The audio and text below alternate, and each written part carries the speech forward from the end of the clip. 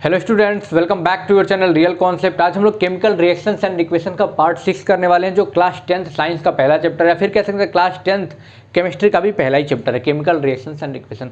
5 part already मैंने बना दिए हैं, जाकर के जरूर देखिए। आज हम लोग 6 पार्ट में करने वाले हैं, effect of oxidation reaction in everyday life. 5 part पूरा अच्छे से नोट्स के साथ मैंने कवर करवाया है, और ये जो लास्ट पार्ट है, यानी कि जो केमिस्ट्री का पहला chapter chemical reactions and equation है बेटा, उसका लास्ट पार्ट है, यानी कि इससे ज़्यादा आपको अब इस चैप्टर में नहीं पढ़ने हैं, ठीक है। और इसमें हम लोग कोरोजन और रेंसिडिटी के बारे में थोड़ा सा ओवरव्यू दूंगा, मैं आपको थोड़ा सा बताऊंगा, क्योंकि ऑलरेडी आप फेमिलियर होंगे इससे कोरोजन और रेंसिडिटी से, क्योंकि लोअर क्लास में थोड़ा सा आप लोगों ने पढ़ा होगा। और इस चैप्टर में बहुत ज़्यादा डीप में आपको नहीं पढ़ना, थोड़ा सा पढ़ना, और थोड़ा सा मैं आपको बता दूंगा, ठीक है। बेसिकली जो ऑक्सीडेशन का अफेक्ट होता है, डैमेजिंग इफेक्ट होता है। ऑक्सीडेशन क्या होता है? डैमेजिंग इफेक्ट होता है। अगर मेटल पे डैमेजिंग इफेक्ट हो रहा है, यानी कि damaging effect of metal is known as corrosion, and damaging effect of food is known as rancidity. अब जब भी हम लोग कोरोजन की बात करते हैं तो हमारे दिमाग में एक चीज़ आती है, क्या आती है कि रस्टिंग ऑफ आयरन। कोरोजन का मतलब क्या? रस्टिंग ऑफ आयरन हमारे दिमाग में आता है, लेकिन और सारी चीज़ें होती हैं, अभी बताऊंगा, पहले समझ लो थोड़ा सा।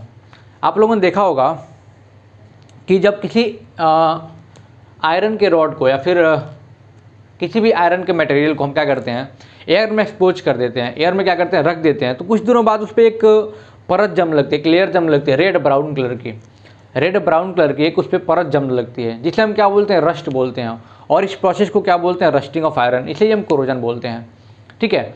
कोरोजन का और भी एग्जांपल मैं बताऊंगा। सबसे पहले क्या लिखा हुआ उसको देख लेते हैं। It is the process of gradual degradation of surface of metal by the action of air, moisture और सम अदर केमिकल्स। यानी कि इसके जो सरफेस में क्या होता है, सरफेस इसका डिग्रेड होने लगता है, यानी छोटे छोटे पार्ट में टूटने लगता है। किस कारण से? जब क्या होता है, इसको एयर में एक्सपोज करते हैं, या फिर इस मॉइस्चर के कांटेक्ट में आता है, या फिर एयर के कांटेक्ट में आता है, या फिर किसी अदर केमिकल के कांटेक्ट में अगर क्या होता है, मेटल आता है, तो उसका डिग्रेडेशन शुरू हो जाता है, यानी कि उस टूटने लगता है, छोटे छोटे पार्ट में क्या डिग्रेड करने लगता है। डिग्रेड मतलब क्या? छोटे छोटे पार्ट में डिसइंटीग्रेट होने लगता है, ठीक है। उसे हम क्या बोलते हैं, कोरोजन बोलते हैं। देखो रस्टिंग ऑफ आयरन मैंने बताया आपको।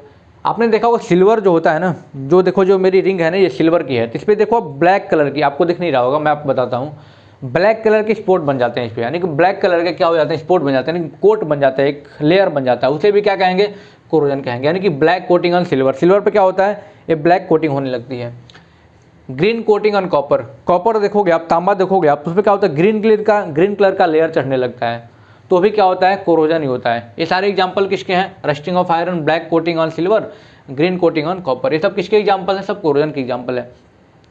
अब कोरोजन बेसिकली करता क्या है, किसी मेटल को वीक कर देता है। जैसे लिखा हुआ है, corrosion weakens the iron and steel objects and structure and cut short their life, और उसकी लाइफ को क्या करता है, कम कर देता है। आपने देखा होगा, हम किसी भी आयरन को या फिर आयरन के बने किसी भी स्ट्रक्चर को हम बाहर रख देते हैं, जो पानी के कंटेक्ट में होता है, एयर के कंटेक्ट में होता है, मॉइस्चर मतलब क्या, वाटर, ठीक है, नमी, या फिर किसी केमिकल कंटेक्ट में होता है, क्या होता है, डिग्रेड होने लगता है, उसकी लाइफ एकदम कम हो जाती है। आपने देखा होगा छत पे कोई रेलिंग वगैरह लगी हुई लोहे की, अगर बारिश से भीगते भीगते भीगते भीगते क्या होता है, बताओ क्या होता है, डिग्रेड होने लगता है, टूटने लगता है, कमज़ोर पड़ जाता है। तो बहुत सारे प्रिवेंशंस भी है कोरोजन को लेकर के, यानी कि कोरोजन से कैसे बचा सकता है। जो मेन चीज़ है पेंटिंग है, क्या होता है, painting.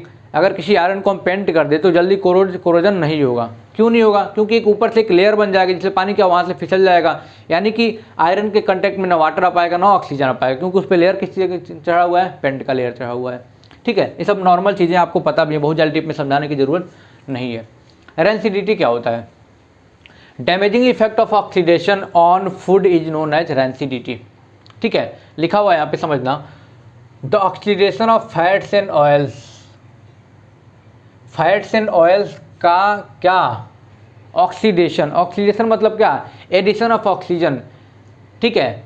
The oxidation of fats and oils when expose to air is known as rancidity, ठीक है।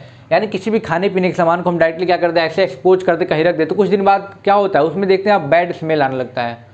आप लोगों ने देखा होगा 2-3 दिन का सब्जी अगर बना हुआ रख दें हम, या फिर 24 घंटे से ज़्यादा अगर हो जाता है, तो क्या होता है, उसमें से बैड स्मेल आने लगता है ड्यू टू ऑक्सीडेशन।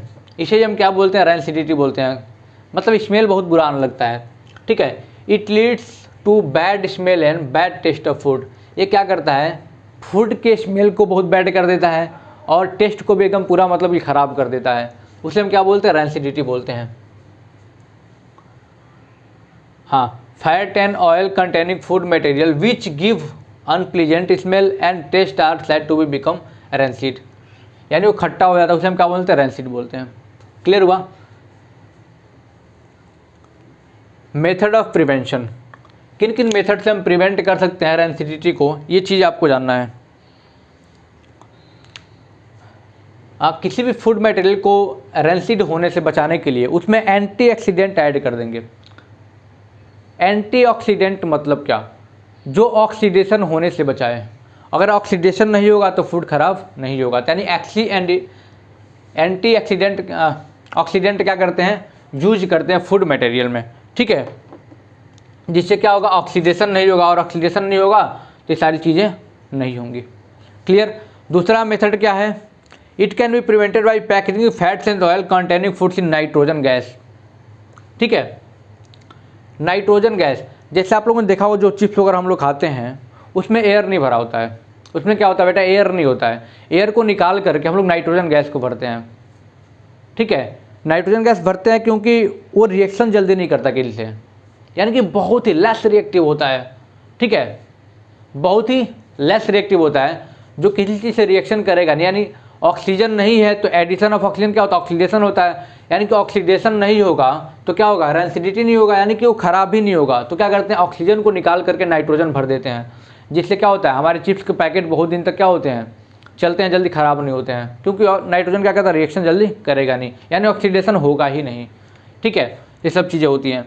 जैसे हम लोग क्या करते हैं कि खाने और को हम लोग का रेफ्रिजरेटर यानी फ्रिज वगैरह में खाना रख देते हैं, जिससे क्या होता है कि वो ख़राब नहीं होता है, जिससे क्या होता है, यानी कुछ प्रिवेंशन से, कुछ मेथड से प्रिवेंशन के रैंसिडिटी जो आपको जानना जरूरी था। और बहुत ज़्यादा डीप में आपको पढ़ना नहीं था कोरोजन और रैंसिडिटी, इसलिए मैंने बहुत ज़्यादा डीप में पढ़ाया नहीं, बस इतना समझो कोरोजन क्या होता है, रैंसिडिटी क्या होता है और इसके प्रिवेंशंस।